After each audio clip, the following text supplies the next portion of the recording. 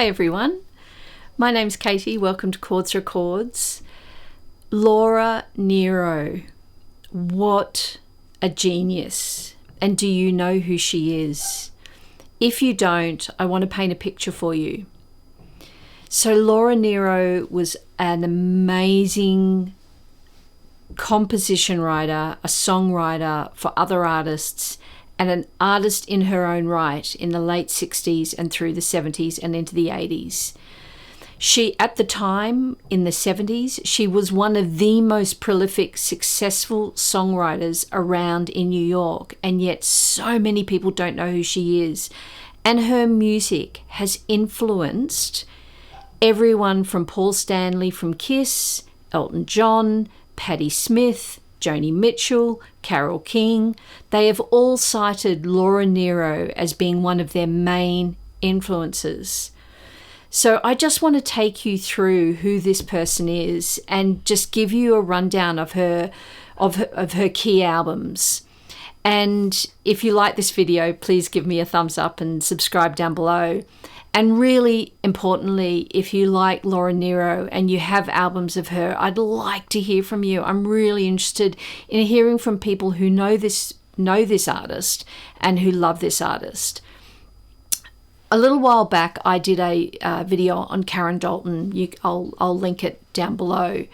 And quite a few of you in the comments went, no, Karen Dalton wasn't the greatest there ever was.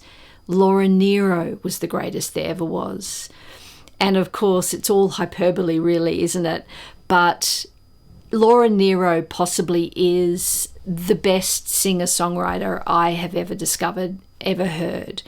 And I just love her music. Right, so let's get into it. I want to take you back to her youth. So she was born in 1947 in the Bronx. And she comes from a musical pedigree. Her dad was, I think, a jazz musician and piano tuner. And she went to the art school in Harlem, I think it is. If you're from the US or New York, you probably know that. Really famous institution. And she went there in high school. She was already writing songs when she was 13, 14, 15. And her inspirations were the great soul singers like souls and blues singers like Sarah Vaughan, Billie Holiday. And she wanted to be a songwriter, an artist, a singer. She was highly intelligent. And by the time she was 18 and 19, she was starting to write some serious music. And it was around about this time that through a series of circumstances, she was signed to kind of a minor record label through, I think it was through a kind of a cousin or a relative. That didn't last long because when she was 19, she met David Geffen. The David Geffen, before he'd formed Asylum Records, he met with Laura Nyro, and he talked her into letting him become his manager.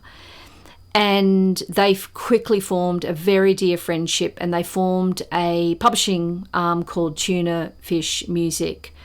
So when she was on this small label, she released her first album, More Than a New Discovery. She was 19 years old, and this had several hits on it that would be recorded by other people and become really super famous. If I said to you that in the autumn of 1969, she had 3 songs for back-to-back weeks in the top 10 of what became the Billboard Top 100. This particular one wasn't her huge hit. It was the album, though, that allowed her to be introduced to Clive Davis at Columbia through David Geffen, which subsequently resulted in a signed contract with Columbia. And David Geffen and Laura Nyro sold their Tuna Fish music to Columbia for $4.5 million, and they both became instant millionaires, and she was only 19, 20 at the time. So this album we'll come back to later because it was reissued at a later date. But this had a famous song, Wedding Bell Blues, there that you can see, and When I Die, which Blood, Sweat and Tears had a super famous hit with. There's a few on here which were quite successful. She also sold And When I Die to Peter, Paul and Mary for 4 or 5K very early on. So this is a lot of money for a 19-year-old. So what happened was she then joined Columbia, and this came the era of her kind of trilogy of huge music. So let me describe her music. It's kind of been described as a cross between this kind of Brill, the Brill building pop-esque cross with Broadway music. She adored Barbra Streisand, and Barbra Streisand covered a few of her songs and had huge hits with a couple of them. So she was making a lot of money from her publishing. So her music was very piano-based, very punctuated, staccato, kind of Carole King style piano. She liked Carole King, in fact, and it's hard to know who came first because they were all arrived at around the same time in this kind of 68, 69, 70 era. And Carole King has cited her as a major influence, but in turn she has cited Carole King as an influence. So it's circular.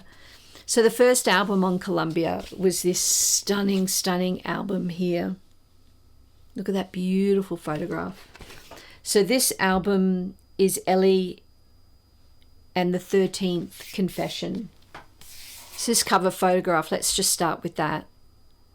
This cover photograph was by Bob Cato, who had designed, he was a designer and photographer at the time, had done a lot of stuff like with Johnny Cash and the band, etc. So that was the cover photograph. So this was released in 1969 and was the first album for Columbia. And for many, this is her best album. For many, this is her favourite album. Ellie and the 13th Confession.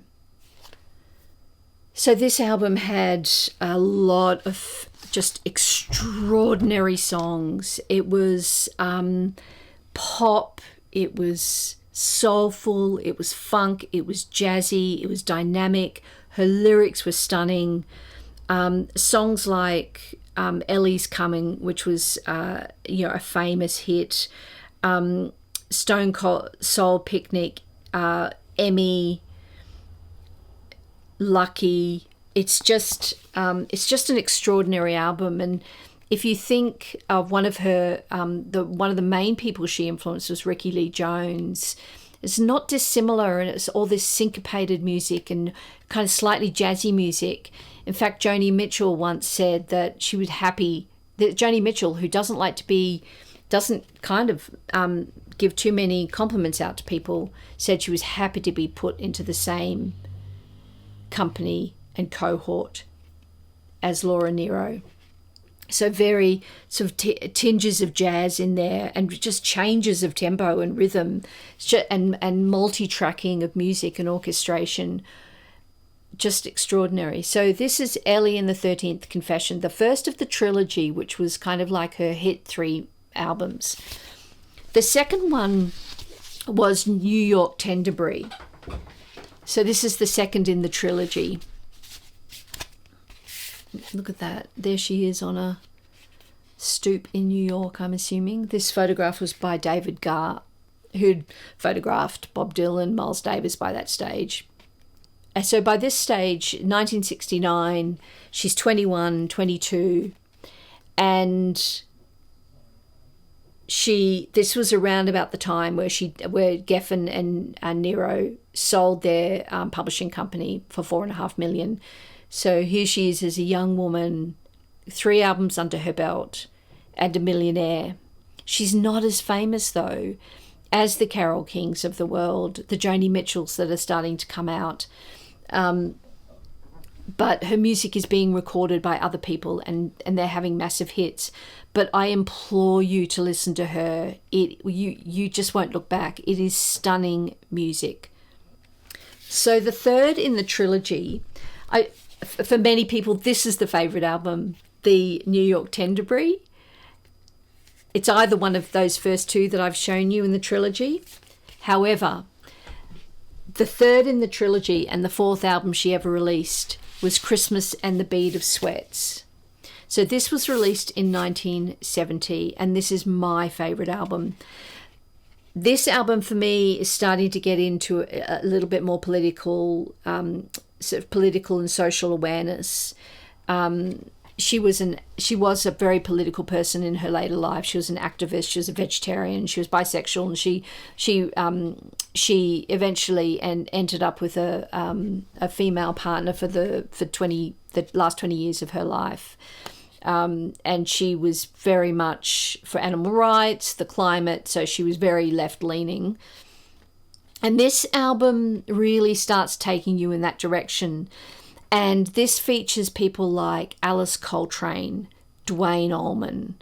So she was playing with this pedigree of like superstars at the time. She was really influenced by by jazz. You can hear it in this, and you can hear where Joni Mitchell was coming from when you hear an album like this. You can hear why it made sense for her to be doing open tunings and to be then in the early to mid 70s going into her jazz era for Joni Mitchell. So it was all kind of, these were the shoulders that all these artists were standing on. So this album was very much kind of this was the departure of the 60s, the kind of the flower power and the post-hippie movement.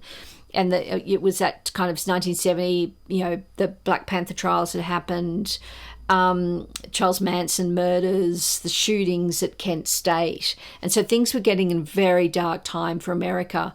And this album came out, and it was actually produced by her close friend, the lead singer of the Rascals, Felix Cavalieri, I think his name was. So what happens then is she meets Patti LaBelle.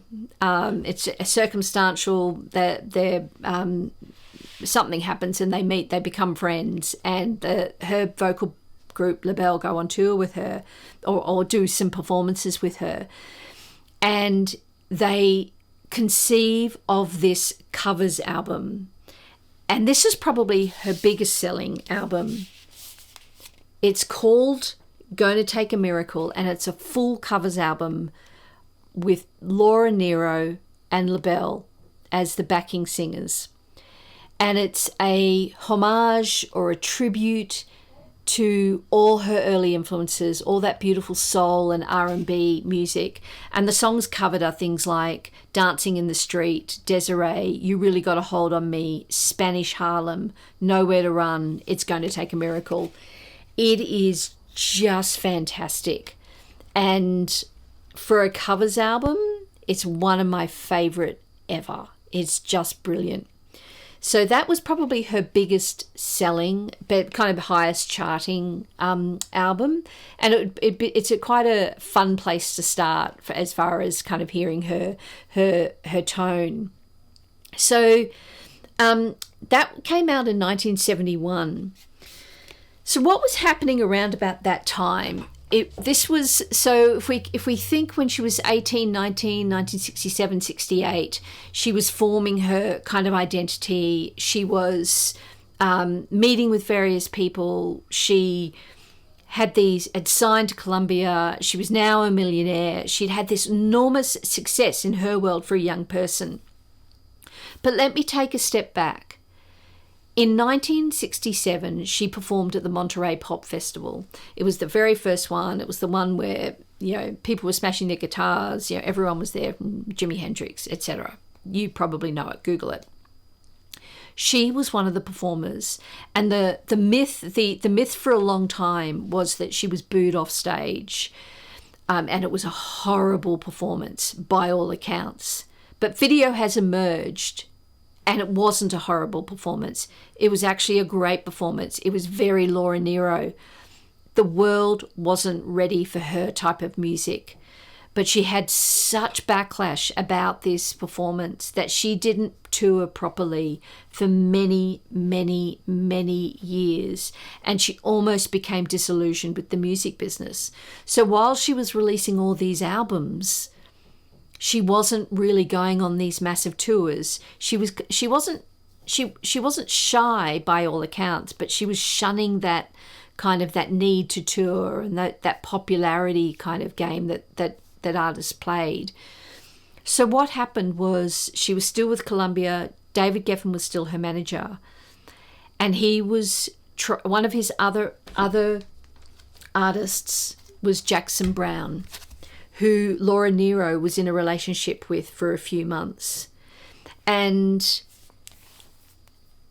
David Geffen was trying to get him signed, and no one would sign him. So he went, okay, I'm going to do it. I'm going to form my own record company, Asylum. But he begged Laura Nyro, his friend and past lover, to be the first signing. And she secretly re-signed with Columbia. And David Geffen has said in later interviews that it was a devastating time for him. They were best friends. He cried for days. It was one of the biggest betrayals of his early life as a future mogul. Anyway, so he went on to form Asylum, and Jackson Browne obviously was the first signing. And around about that time, she then became so disillusioned that she left the music business, retired, and she met a Vietnam vet and carpenter, moved to the country and moved to a rural state, and gave up music for 3 or 4 years. However, in about 1975, she returned to music. By this time she had divorced, and she was starting to write again. And around about that time, in 1976, she released this album, Smile. And she embarked on her first major solo tour. So what is it, almost 9 years later, 8 or 9 years later, after having recorded her first album, she does her first major tour.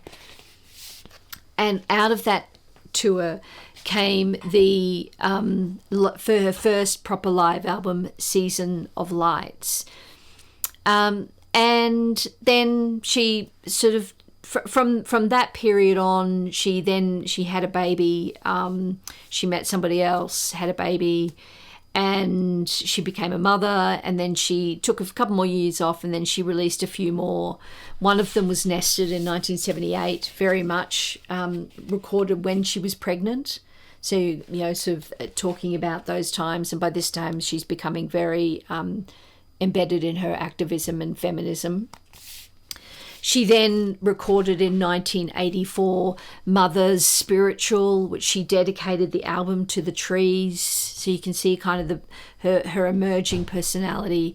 And then in 1989, she recorded she recorded her second live album, Laura, Live at the Bottom Line, and it was a tour dedicated to animal rights.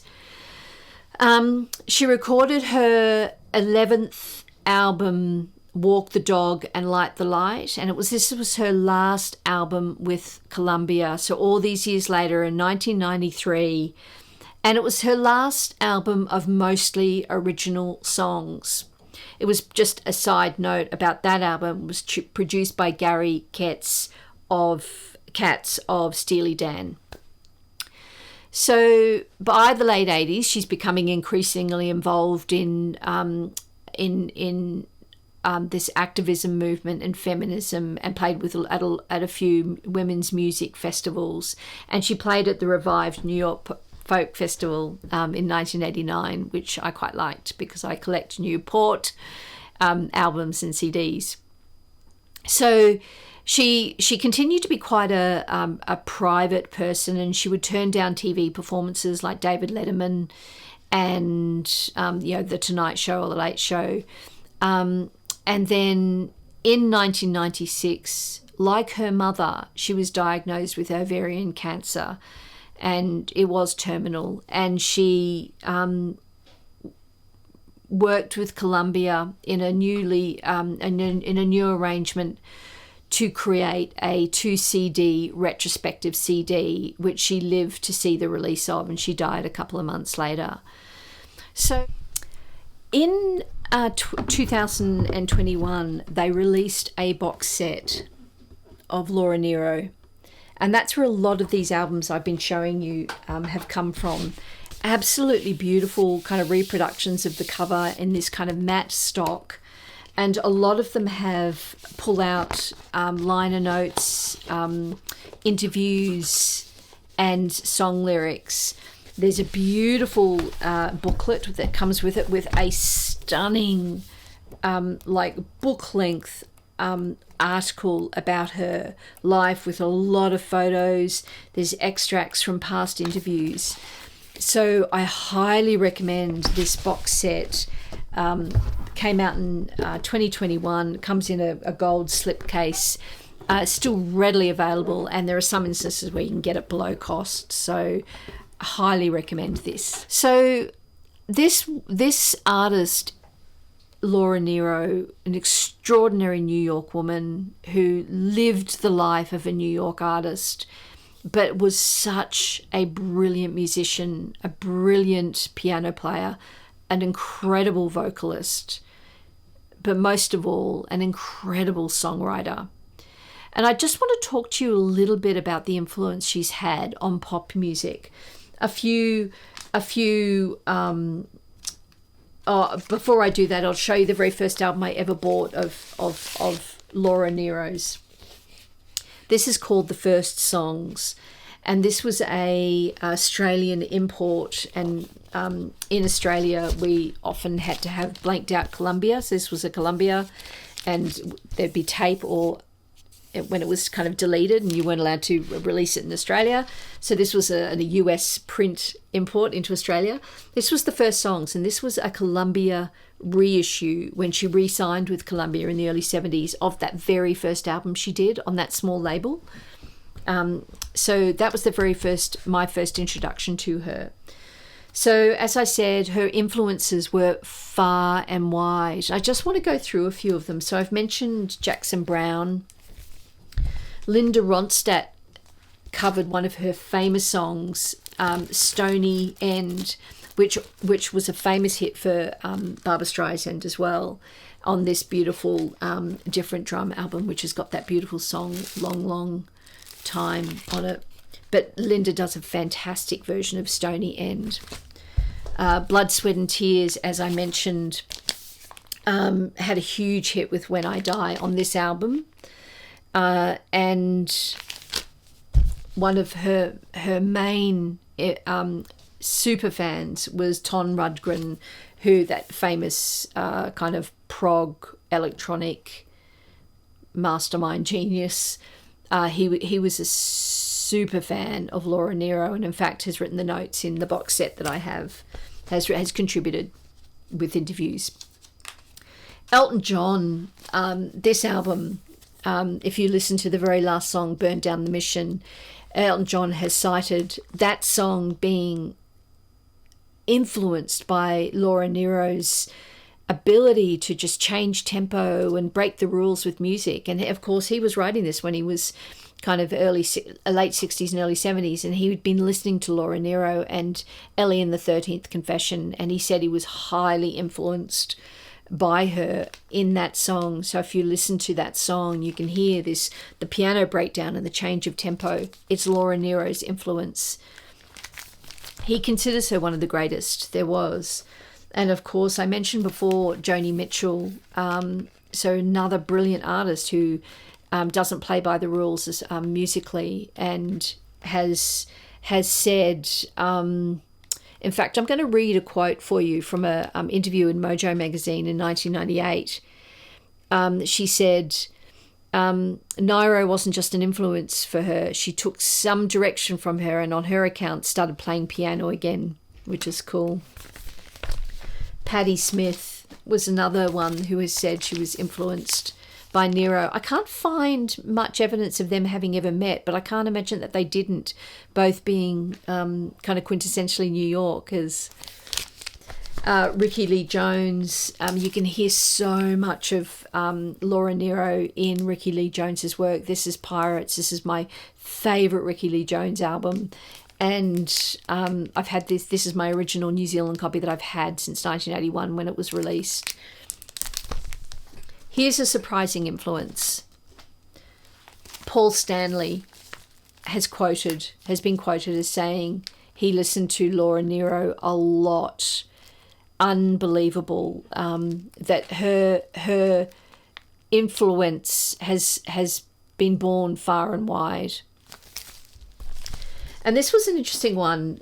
Richard Davis, so the famous bass player Richard Davis, who played on so many jazz.